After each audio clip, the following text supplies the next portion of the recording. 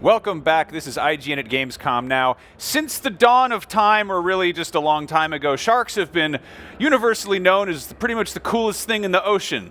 And Maneater is a game where a shark goes around and bites people and boats and turtles and all sorts of other stuff, and I'm very excited about it. Here to talk about it, I'm joined by Brian Altano, fellow shark enthusiast, John Gibson, and Jared Creasy from Tripwire Interactive. Maneater! Let's talk about it. Yes, thanks for having us here to talk about a game where you are a shark and you eat people.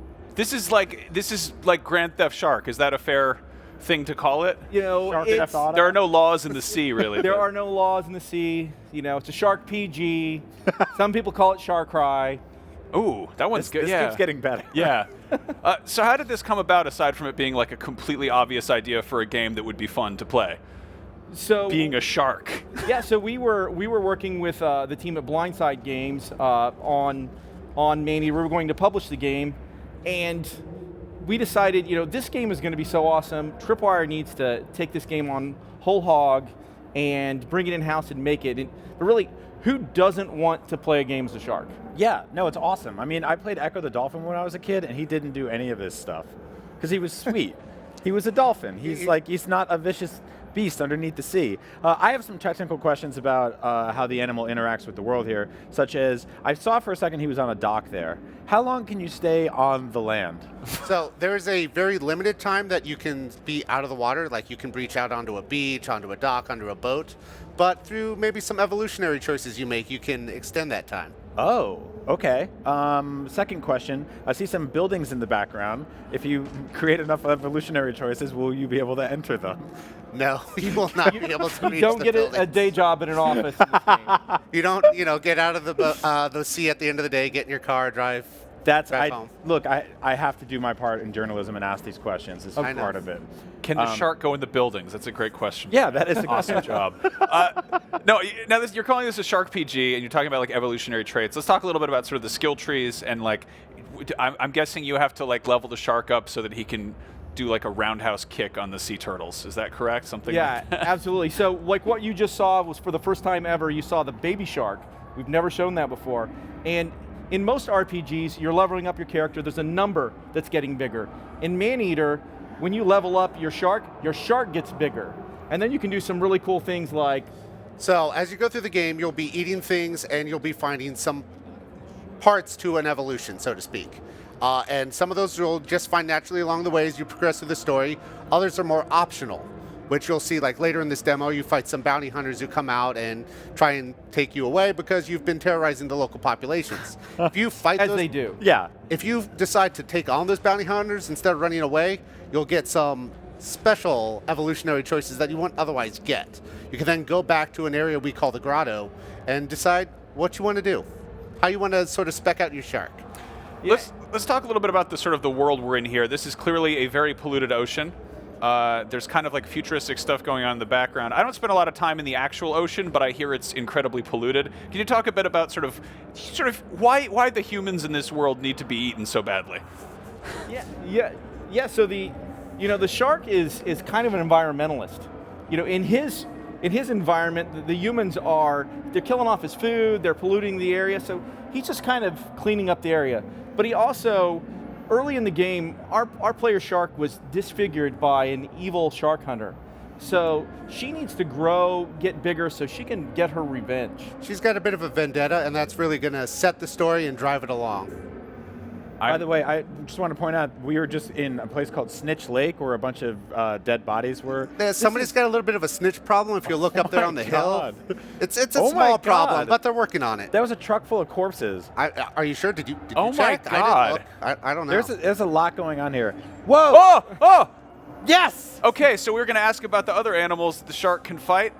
Let's talk about them. That was a big sewer crocodile, alligator. So you're not the only predator in these waters. And as you move along the game, there are actually 7 apex predators that are controlling the 7 major regions that you'll be exploring. And as you go through the game, you might be chowing down on their favorite food. If you do that enough, you're going to draw them out because they're a little bit cranky.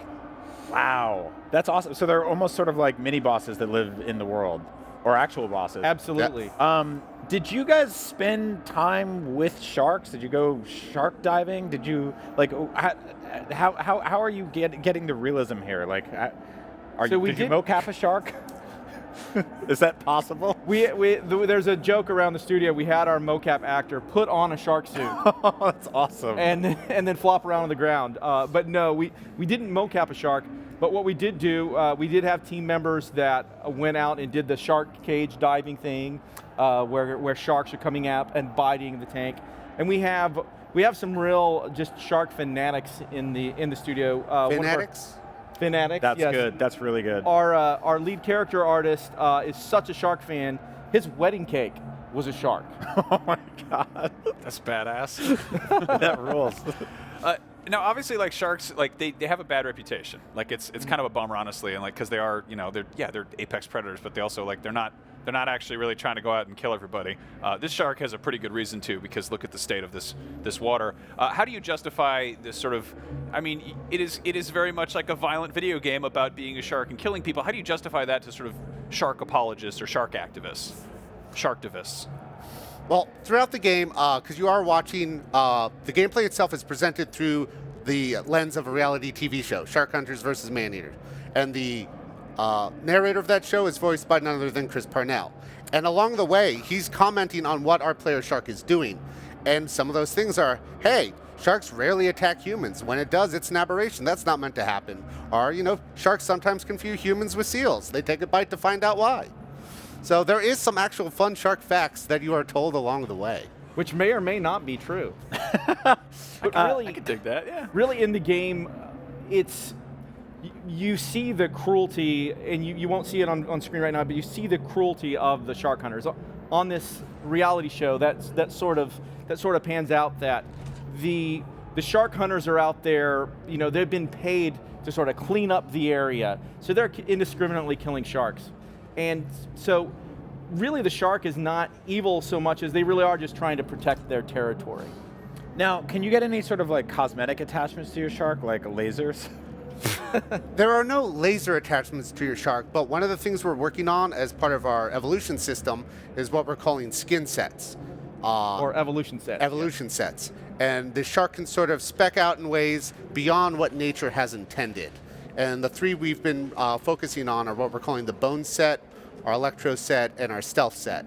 And that will change fundamentally the way our shark looks away from a natural shark and give them some powers and bonuses that are a little bit more special. I love that because it sounds like 90s Batman action figures. That's the best. You guys are doing a really good job of kind of walking the fine line between Swimming. swimming you. the fine line between a sort of realistic looking game and then a game where a shark can literally jump out of the water and do flips. How do you sort of find that balance between making something that is like, kind of grounded and realistic, but also kind of insane as hell? Well, it is a shark, but it's a shark plus, right? And there's a lot of extra things that the shark can do because, just swimming around and eating people is very fun, but we wanted to take it to another level.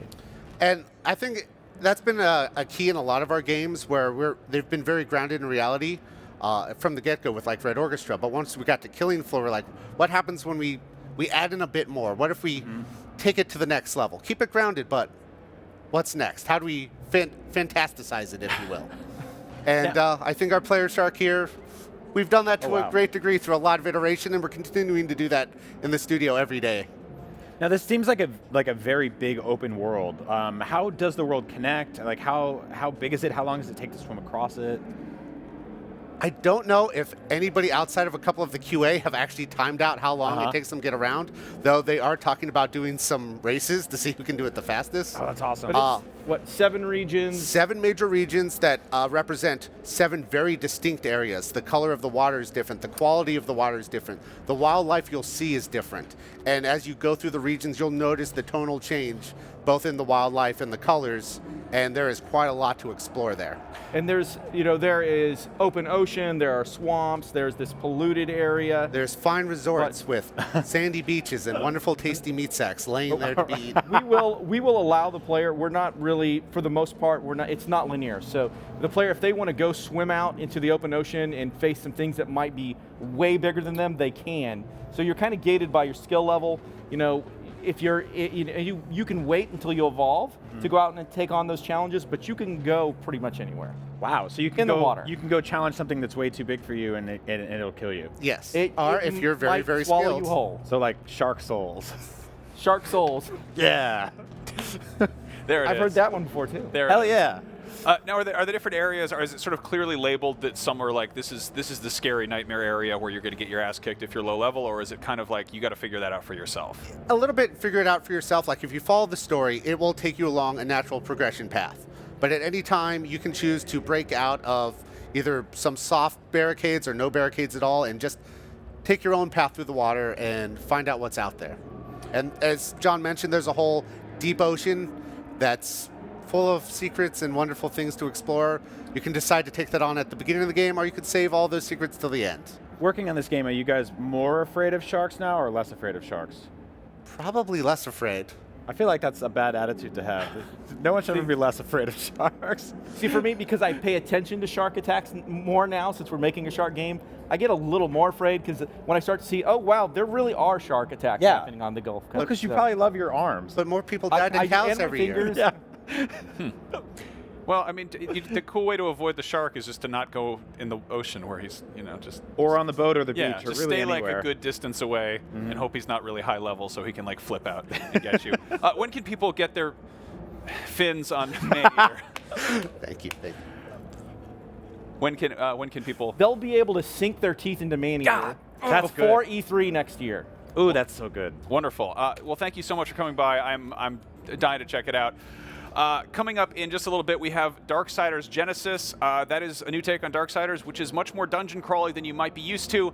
IGN at Gamescom now will continue in just a little bit. We'll be right back.